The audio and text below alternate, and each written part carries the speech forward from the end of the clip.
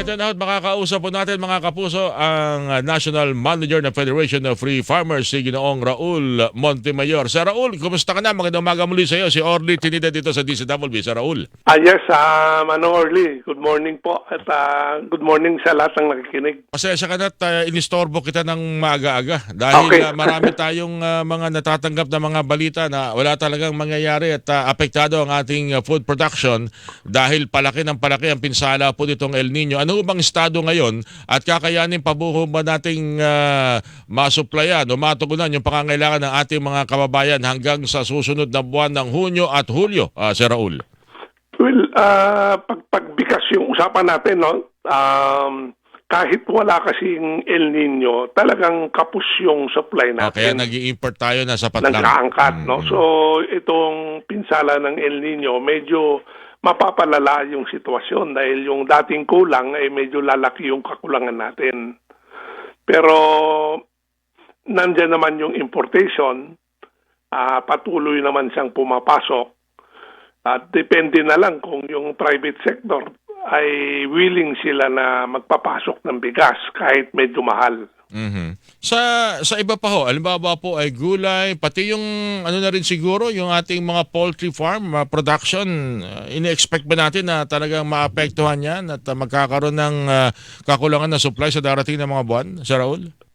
Yung sa gulay naman, siguro meron din mga nasalanta ng tagtuyot, pero mabilis lang yung cycle ng gulay. O minsan linggo lang o buwan, nakakapag-ani na naman kaagad, no? So kung dumating yung ulan, medyo makaka-recover kagad yung gulay. Mhm. Yung mga hayop, parang tao kasi rin yun, naiinitan din. At pagka mainit yung panahon, either nagkakasakit o nanghihina rin. No? So yun ay isa rin dapat bantayan. Again, sa ganitong sitwasyon, dapat matulungan yung mga magsasaka natin para makarecover kaagad at medyo alalayan siya ng konti ng mga imported. Wala tayong ibang choice, no? Mhm. Kundi maghanap ng ibang supply. So definitely yung bigas mukhang madaragdagan talaga ang bilang ng ating inaangkat. Ganun po ba 'yan, Sir Raul? Palagay ko, oo, kasi in a normal period, ang import requirement natin ay mga 3 million tons. Mhm. Mhm. At yung shortage na yan, lumilitaw yan sa July, August, September. Na tulad ngayon, kakatapos lang natin ng Mayo na ngayon, ano?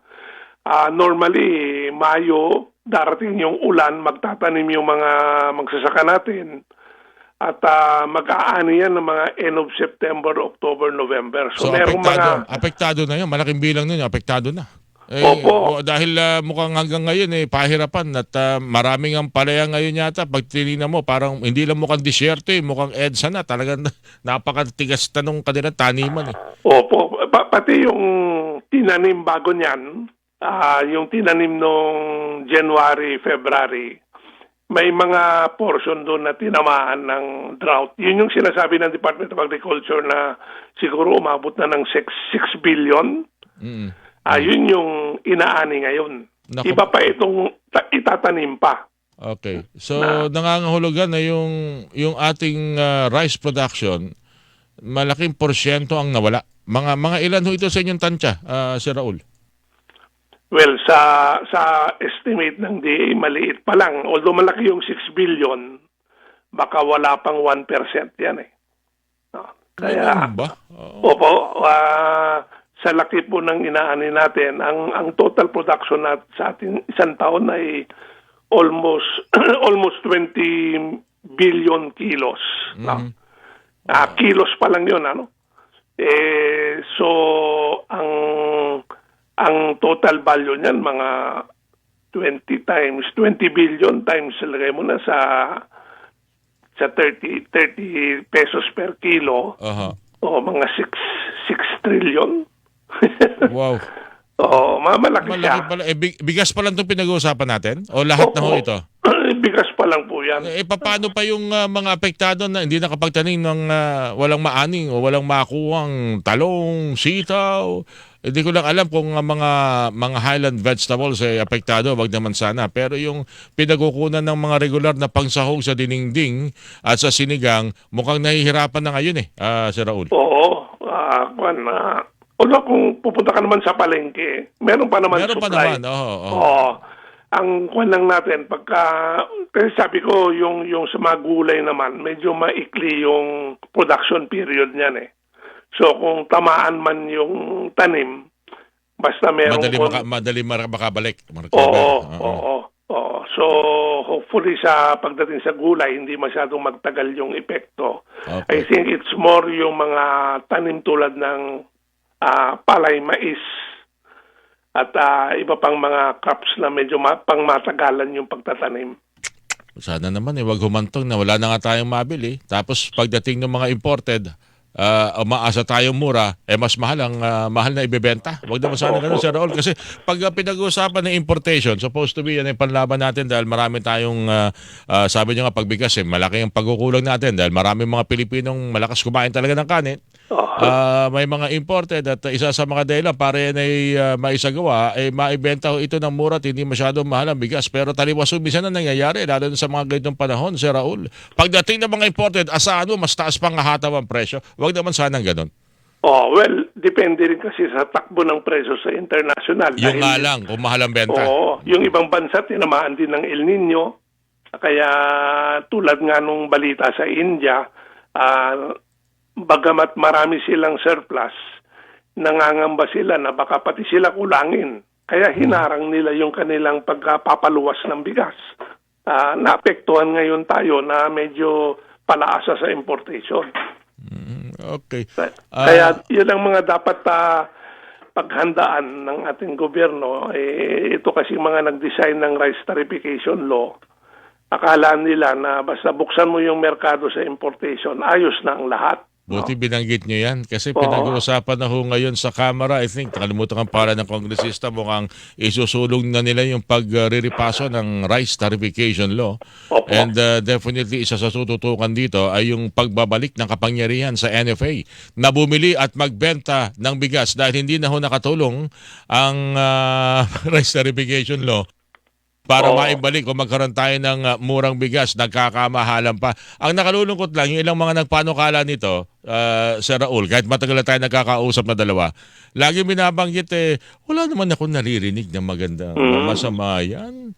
Puro magagandang ang aking naririnig na reaksyon sa rice tariffication law dahil sa mechanization. Hindi ko lang alam kung walang narinig o itinatago sa kanya ang talagang masama. Ang totoong sitwasyon sa ilalim ng rice tariffication law, Sir Raul. Yun na. Actually, bakit ngayon lang sila gumagalaw? Dahil patapos na yung buhay nung RCEP, no? Pero 2-3 years ago, nag-iingay na kami na may mga problema sa batas. At that time, ang kawawa yung magsasaka. Dahil sobra-sobra naman ang pumasok na imported na napakamura, bagsak naman ang presyo ng palay. Pero yung presyo ng bigas, ganun pa rin. Hindi masyadong bumaba. No? Ibig sabihin na mayagpag yung mga nakikinabang nitong mahal na imported na mga agricultural product na ito at maaring kung gagawin ngayon yung pagrepaso ng rice tariffication law ay huli na? Well, ang hindi naman huli, pero ang sabi namin, bakit pa nyo pinahirapan yung mga magsasaka na pwede naman yung inayos ka agad yan? Dapat noong pa o dapat hindi na ito tinuloy. What's the reason na papahirapan yung magsasaka? Kung doktor ka, nakita mo nang naghihikaws na yung pasyente mo, sabi mo, sige lang, it's a good law, no? Tiis ka lang muna. Bakit pa? No? Palawakin ko na yung usapin na nahihirapan ng mga magsasaka dyan sa RCEP, price tariffication law na yan dahil tulad ng aking binanggit, yung ilang mga sa bagay, baka may magsalita sa akin dito na pag usapin kasi ng magsasaka, doon ka sa magsasaka magtanong, wag sa politiko. Baka yun ang sabihin ng mga nakikinig sa atin ngayon. Ano ba talaga ang naging produkto ng lahat ng ito? At ano ba talaga ang dapat naging magandang tugon noong mga may nangangailangan tayo ng tulong o ng mga dapat angkatin dahil meron tayong problema ng supply ng mga food problema sa ating food production, Sir Raul. Well, ang palagay ko, ang pagkakamali ng rice tarification law ay parang ibinigay niya lahat ng poder sa pangangalakal ng bigas sa private sector, no? Inalis niya ang gobyerno, hindi na nakikialam ang gobyerno, hindi na pwede umangkat, hindi na kailangan magpalisensya yung mga importer, basta kayong mga private sector, kayo parang kumbaga sa basketball, pinalaro yung mga manlalaro na walang referee. No? So bahala na silang kumuha, mag-angkat at Yes. magbenta. Yes. So, although maganda naman yung adhikain dahil nung panahon naman na masyadong nakikialam ang gobyerno, napakalaking gastos at meron ding mga korupsyon, ano? Pero hindi mo naman pwedeng basta pabayaan niya na maglabo-labo dahil ang private sector, ang hinahanap niyan kita, no? Paano siya yayaman? At kahit na maghirap yung mga tao, kung yayaman siya, gagawin pa rin niya yun dahil wala nang nagbabantay, wala nang referee, no? So yun po ang parang tema palagay ko pag re-retokin nila yung rice tarification law. Pwedeng pagbigyan pa rin ng pribadong sektor na mag-import, magbenta, etc. Pero palakasin yung powers ng gobyerno na i-manage at i-regulate yung industriya para hindi kawawa ang magsasaka, hindi rin kawawa ang mamimili. Pero Sir Raul, ikaw na rin nagsabi, hindi sapat yung kumbigas ang pag-usapan, hindi sapat ang supply natin. So, kailangan pa rin natin mag-angkat. Yes. Paano mapagtatagpo yung paano mapapakinabangan natin yung pare-pareho na hindi naman tayo maaabuso at yung hangad natin na murang presyo na bigas talaga makamit natin? Opo, well, una sa pag-aangkat, umangkat tayo ng kulang habang pinapalakas natin yung sarili nating kakayahan. Pero bantayan natin na wag sobra-sobra. Kailangan malaman natin kung ilan lang yung dapat nating angkatin. Yes, and then pasobrahan mo ng konti kasi kailangan din natin ng reserba. Hindi tulad noon, ang kailangan natin noon mga 2 million tons. Ang pumapasok 4 million, no? Kaya nangyayari yan, parang vicious cycle yan. Pagpasok ng napakamurang imported, babagsak ang presyo ng palay, mawawala ng ganang ating magsasaka. Sa susunod, hindi na sila magtatanim, lalo tayo magiging palasa sa imported. No? Nagtatanong lang dito, sino raw ba kasi ang mga panay ang import at puro pananamantala ginagawa sa mga Filipino consumer? Yan ba yung mga importer na mahaba o maikli ang pangalan? Abay, mahaba pangalan ni Sir Raul, Montemayor. Hindi yan maiksi. Pero kasi yan, pag binigyan mo ng puwang yung pribadong sektor na umangkat at nakita niyang magandang kita, hindi mo mapipigilan yan. Kahit ano pa apelido niyan. Kahit maikli, mahaba. Oo. No? Pero mas marami raw maikli. Tama ba? Marami silang pera. Sa bagay. Anyway, eto, yung pagtatalakay ngayon, meron ka na bang may imbitasyon na ba sa inyo sa sektor ng mga magsasaka at ng matalakay at maaprobahan ng mabilis at mapag-usapan ng talagang pangangailangan ng ating mga nasa agricultural sector, Sir Raul? I'm referring sa pag-revise ng RTL, Yes. Rice Tarification Law. Sa House pa lang, inimbita kami, mayroong 6 na bill na nakasalang for amendment ng batas. And inimbita kami sa hearings last week, although hindi kami nakadalo. Matagal na kaming 3 years ago, meron na kaming list of proposed amendments. So, sinalang lang namin uli. And nakita ko dun sa latest draft, yung parang kumbaga pinag-isa nila yung 6, meron namang naipasok dun sa mga recommendation namin. So, sa tingin namin na tingnan natin, pero unang-una nga, dapat noon pa ito. Pangalawa, tanggapin natin na may pagkukulang yung batas. Kasi sabi nga niyo, for a long time, sabi niya, wala namang problema sa batas. Ang ganda-ganda nga ng batas, one of the best laws in that the Congress passed now. No? Ang daming problema ang lumitaw.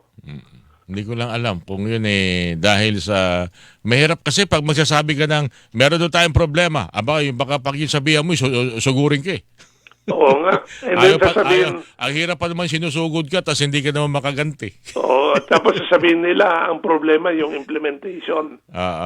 Hindi daw sa batas. Okay. Sir Raul, may mga tanong lang. Pagbigyan ko lang itong mga tanong sa ating mga Opo. nakikinig ngayon sa Facebook Live at sa ating text.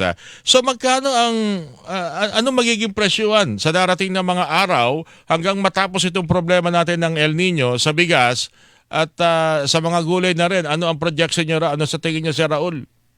Medyo magtatagal pa ito ng konti dahil nga wala pang ulan, ano? Mhm. Hindi pa nakakapagtanim uli yung mga magsasaka. Ang nearest na sunod na anihan ng bigas palay ay mga late September up to October pa. No? Ngayon, kung aasahan natin yung imported, ang computation namin, pumapasok siya rito ng mga with taxes paid, mga 45 to 50 per kilo. No? Pero 45 to 50 yan, magkano ibibenta ng mga negosyante May yan? tubo na, di ba, magkano bang kalakaran dyan? 5 pesos? 2 pesos? Ano pa lang yan, sa middleman pa lang yan. Siyempre, dapat kumita yung retailer. Opo, oo. So, hindi yun ang dapat tignan ng gobyerno. Sino ba yung masyadong nagsasamantala dyan sa mga middleman na yan, no? May mga nababalitaan kami, ang pinakamalaking patong ay nasa retailer. Tama pa. Baka naman sobra na rin ang kinikita nila dyan, no? Kaya ko din sinabing tama dahil yan din yung obserbasyon ng mga mambabata sa kanilang investigasyon. At yun ang kanilang binanggit yung nakaraang linggo. Kaya nga dapat nang alamin kung sino itong mga retailer na to na sobra naman. Pero going back to yung sa presyo ng bigas, talaga hindi pa ito yung ini-imagine natin na mas murang presyo, malabo sa susunod na 3 hanggang 4 na buwan dahil sa sitwasyon ngayon, Sir Raul. Palagay ko, medyo hindi masyadong bababa yan. It will depend kung sa takbo ng international, no? Dahil yung bigas mas mahal natin... nga, sabi nyo nga, kasi mahal din yung pinagkukunan natin sa ibang bansa. Cambodia, Medyo, Myanmar, yung latest medyo bumababa na. Dahil yung nung January, yung 5% brokens ay pumapatak na pag inangkat natin sa Vietnam, $630 per metric ton. Ngayon, nasa 570 na lang eh. Malaki yun. Medyo malaki na rin, pero hindi tayo makakaasa na babalik sa 40 yung bigas dito. No, puhunan pa lang ng importer, sobra 40 na eh.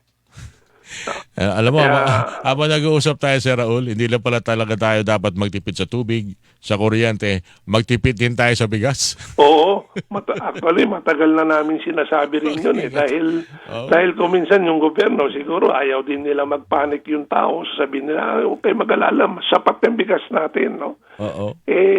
Sa akin, prangkahin yung tao kaysa mabulaga sila later on na biglang wala ng supply. Maganda yan. At saka wala namang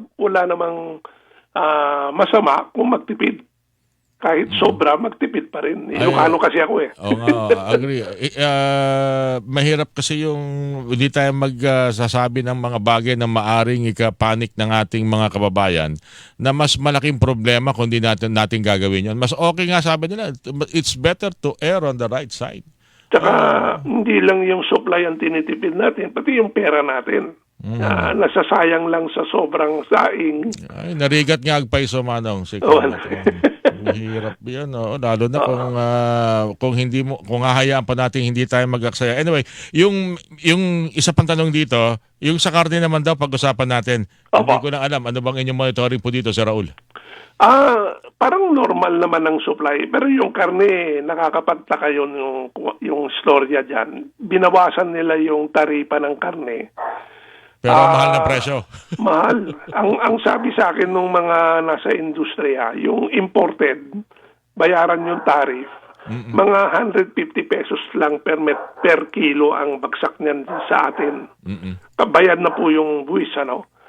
Bakit 300 plus yan? Ang laki naman ang kinikita nung nasa gitna. And parang wala na naman magawa ang gobyerno dahil hindi nila alam Siningit daw kasi dun sa administrative order ba yon na si Raul na kasabay ng coal, kasabay ng corn, Opo. isama sila sa bigyan ng mababang taripa. Ayun, sinamantala pero ang pagbebenta nila mas mahal naman. Yes. Yun. Kasama po ang bigas doon sa administrative order Ayun, na yun. oo.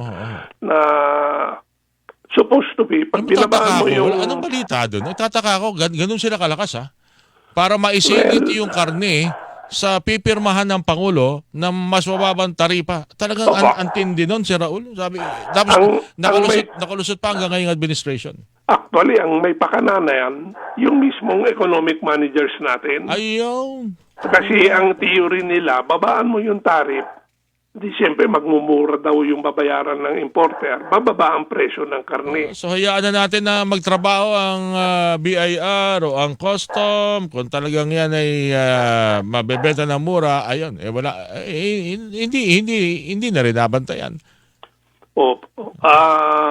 At saka yung ginagawa pa ng mga importer, kunyari yung karning baboy, merong mga liempo, mga magagandang cut ng karning baboy, ano? Mm-hmm.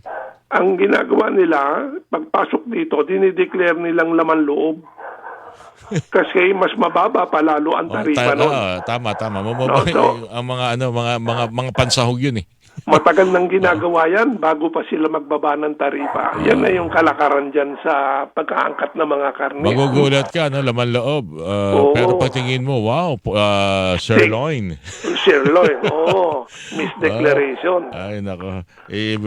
Ewan ko lang kung papaano natin ito talaga kakarapin sa darating ng mga araw. Sana lang ay makita yung mga bagay na okay lang. Mataas ang presyo, masatabot kaya. Okay yung mga, pero yung mga hindi naman dapat nagtataas dahil binigyan na nga ng pagkakataong murang bayaran buwis.